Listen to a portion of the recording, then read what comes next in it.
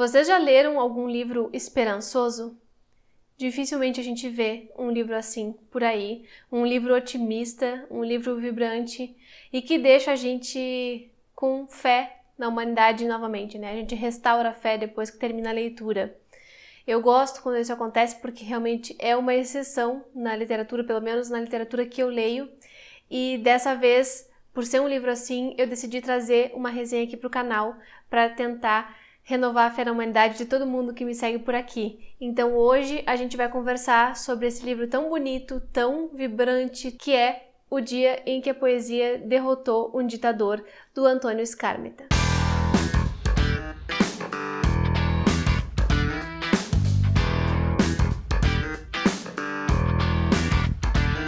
Esse foi um livro enviado pela TAG no mês de novembro de 2020, que eles fizeram todo um projeto de as páginas vibrantes da América Latina e, enfim, né, fizeram toda uma programação especial sobre isso. Isso aqui não é um publi editorial, eu tô fazendo esse vídeo porque eu realmente gostei do livro e para falar um pouco sobre ele, sobre essa história e porque tem tudo a ver com o meu trabalho, né, com a América Latina, que eu faço lá pelo Clube Lê Latinos e, enfim, achei que não poderia deixar passar essa história aqui, porque eu acho que ela pode aquecer vários corações. Então, já já a gente comenta sobre ela. Mas antes de mais nada, está chegando agora no canal, seja muito bem-vindo, muito obrigada pela companhia. Aproveite para dar uma olhadinha no conteúdo que eu produzo por aqui. Se gostar, se inscreva, porque isso é muito importante. Deixe um joinha nesse vídeo e compartilhe com quem também gosta de ler, porque isso ajuda muito na divulgação e no crescimento do canal.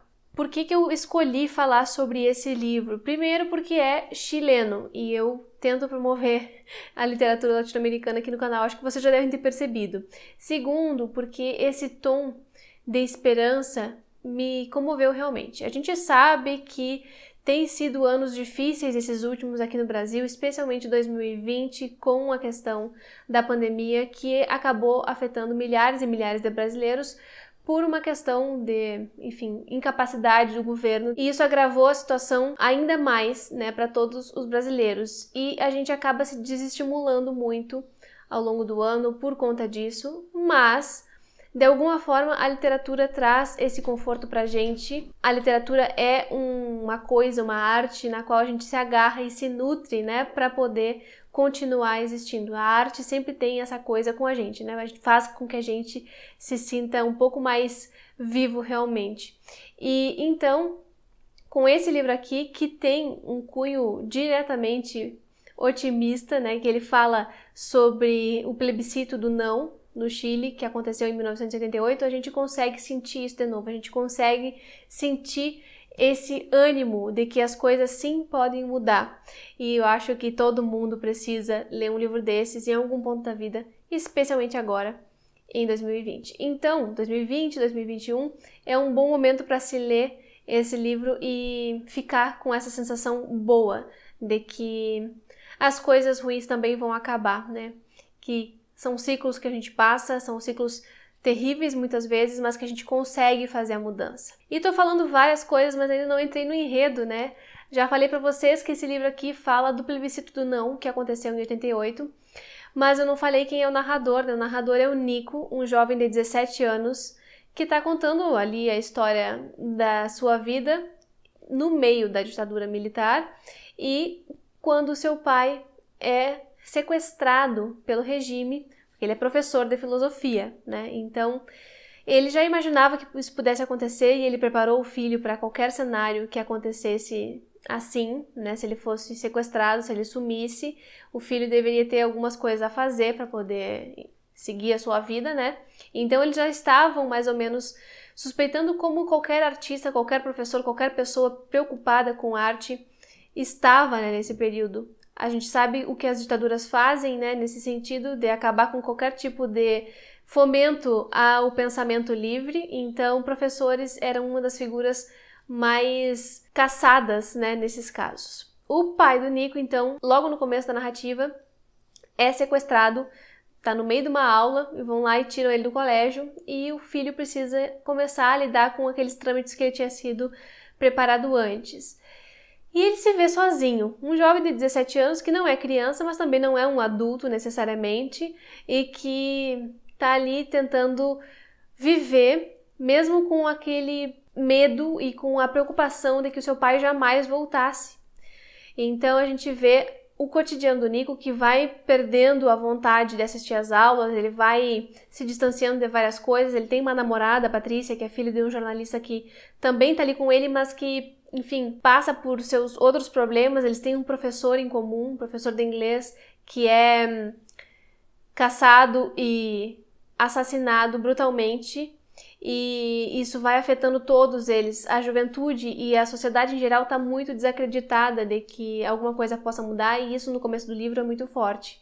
Todos eles duvidam que algo mude, e isso aparece em diversos trechos do narrador dizendo que era assim mesmo, então a gente seguia a vida, sabe? Num tom muito... sem nenhum ânimo mesmo.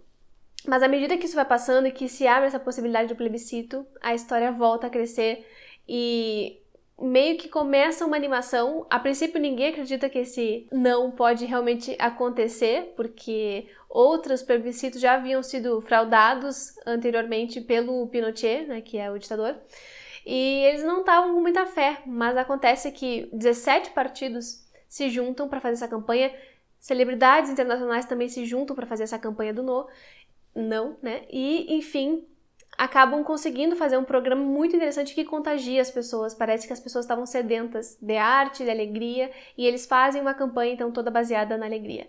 Isso aqui não é um romance histórico, digamos. Ele tem esse pano de fundo histórico fortíssimo, mas ele é ficcional, tá? Então ele pega este evento que ocorreu e ficcionaliza em cima disso. Claro que vai tentando preencher essas lacunas, vai mudando os nomes dos personagens, de alguns especialmente, como o do publicitário, que foi o responsável por essa campanha do não e que foi tão bem sucedida, né? Ele era um publicitário bem famoso e, inclusive, no livro se brinca muito que o chefe lá dos militares queria que esse cara fizesse a propaganda, porque ele sabia que o cara era muito bom e que se ele fizesse propaganda pro não, o sim não ia acontecer, né? Mas ele se nega, enfim, por uma questão ética. E, bom, começa então a preparação para essa campanha do não. Enquanto isso, vai acontecendo outros dramas concomitantemente, tem esse desaparecimento e depois o assassinato do professor, tem essa ausência do pai do Nico, que é muito forte, e também tem uma outra parte que é a parte mais leve do livro, a parte que existe romance, em que existe desejo, em que existe vida, muito especialmente pelo relacionamento entre o Nico e a Patrícia, né, que são dois jovens. Eles estão ali naquela expectativa, né, se eles vão transar pela primeira vez ou não, se eles vão avançar no relacionamento, e isso tudo vai mudando ao longo da narrativa, né, eles têm uma ideia no princípio e depois o livro meio que vai se encaminhando para toda uma alegria, né? Essas cores vivas aqui da capa não estão aqui à toa. E, enfim, gente, ele é um livro bastante singelo no sentido de que ele não vai dificultar a vida do leitor na linguagem, ele tem uma linguagem bem fluida, bem tranquila de se ler, a gente vai folheando, passando assim, sem nem se dar conta, mas não por isso é um livro superficial, tá? Muito pelo contrário, é que ele consegue fazer as duas coisas muito bem balanceadas. Ele tem uma dose de humor enorme e também tem essa carga por trás super pesada, né, das pessoas que vão sumindo, daquele desânimo generalizado, daquele medo sempre presente ali em tudo que eles fazem. Isso eu acho maravilhoso, porque mostra muito da capacidade do autor, né, de fazer esse balanço que é tão necessário para as obras, para não ficar descaradamente um livro pesado e também para que se mostre, né, todas as facetas do humano que estavam ali acontecendo naquele meio tempo. E é por isso que eu gostei tanto dessa leitura. E tem alguns outros detalhes que eu acho que nem preciso comentar aqui, mas algumas outras personagens que são muito importantes ali na narrativa. Tem o músico, o compositor, que vai oferecer uma música ali, uma versão para a campanha do não. Então ele chega na casa do publicitário, avança em direção ao piano e vai lá e toca uma valsa do Strauss, propondo que aquilo fosse a música, né, do jingle da campanha, e é todo um divertimento essa figura super caricata, e acaba que, bom, ele vai tomando também uma posição importante na narrativa, ele fica muito famoso por isso. Além disso, há também essa violência nas entrelinhas, essa violência subreptícia. Por exemplo, existem capangas, né, do governo que são mandados e colocados lá, plantados na frente da casa desse jornalista enquanto dura a campanha de um mês. Mas eles têm muita fé de que dessa vez as pessoas vão se contaminar com essa alegria, que elas vão tentar fazer alguma coisa e que por ser algo tão público, a ditadura não vai conseguir abafar toda essa gente, não vai conseguir matar e sumir com toda essa gente. Eles vão passar muita vergonha internacionalmente falando, né, se eles fazem uma coisa dessas. E pensando nisso, pensando na imagem externa que o Chile estava passando, eles acreditaram e fizeram a campanha e foram vencedores. Então, bom, essa coisa de que eles venceram a campanha não é um spoiler, é história, é a história real, né, porque sim, o não venceu, né, nesse plebiscito, ainda que o Pinochet não tenha largado o osso de primeira, né, antes dele sair, ele inventou um cargo vitalício para ele, ficou como senador por um bom tempo, até ele ser preso e enfim. Mas, gente, é um livro, assim, curtinho, bom de ler, importante e, acima de tudo, apesar de falar dessas desgraças todas que aconteceram lá no Chile, que se repetiram também em outros países da América Latina, ele consegue nos fazer terminar o livro felizes, sabe? Por um mundo melhor, pensando que é possível fazer a democracia voltar a funcionar. Eu vou ler um trecho para vocês, nem tinha separado isso, mas vamos ver se eu acho alguma coisa importante aqui. Eu li esse livro em um dia, tá? Que fique o registro. Tem uma cena muito interessante, que é quando esse jornalista, né, famoso, é convocado pelo ministro do interior para receber essa proposta, né? Ele é convocado a ir lá, e lá ele recebe uma proposta de fazer a propaganda do sim a favor do Pinochet.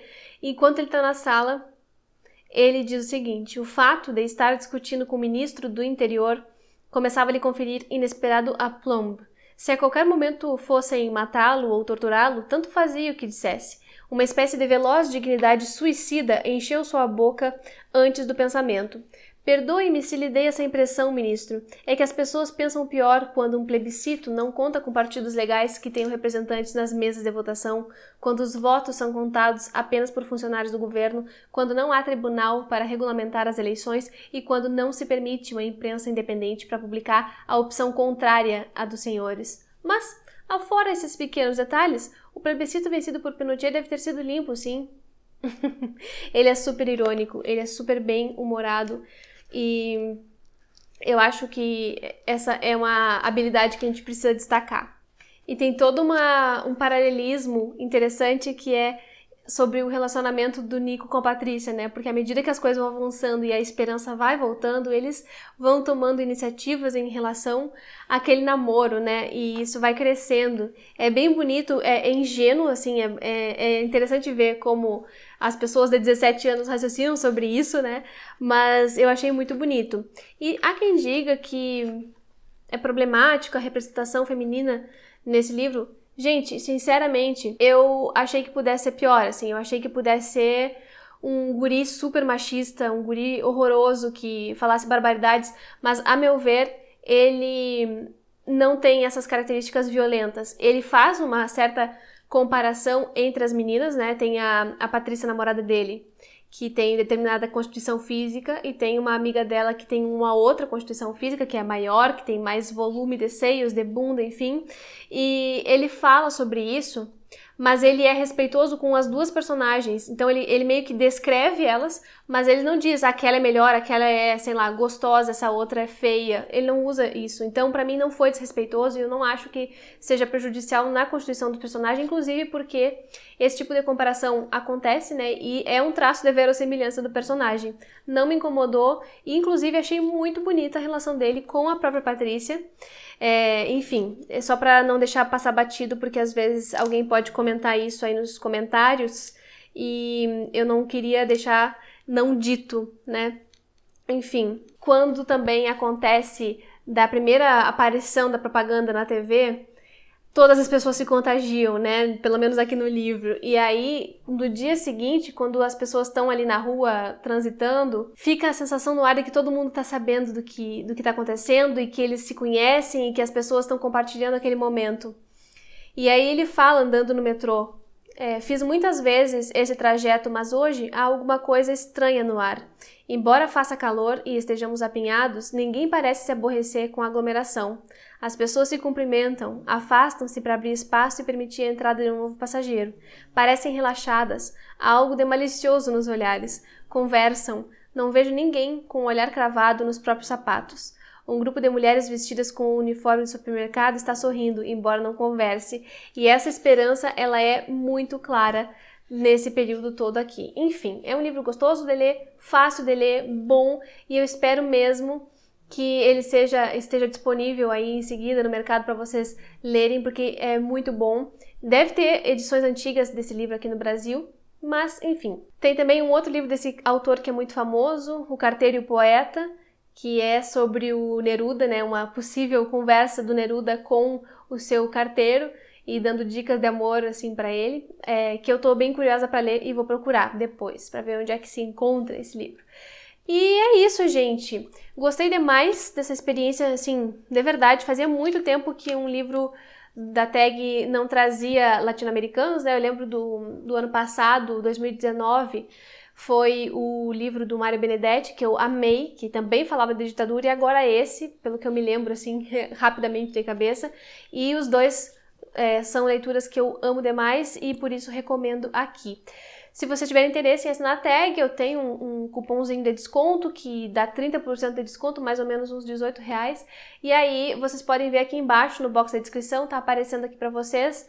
E aí é só digitar esse cupom lá na hora de fazer a assinatura que vocês vão ganhar esse desconto de 30%, tá bem? Espero que vocês tenham gostado do vídeo, comentem aqui embaixo se vocês já leram Antônio Skármeta, se leram esse livrinho aqui e o que acharam, eu vou adorar saber. Muito obrigada pela companhia até o final do vídeo e a gente se vê no próximo.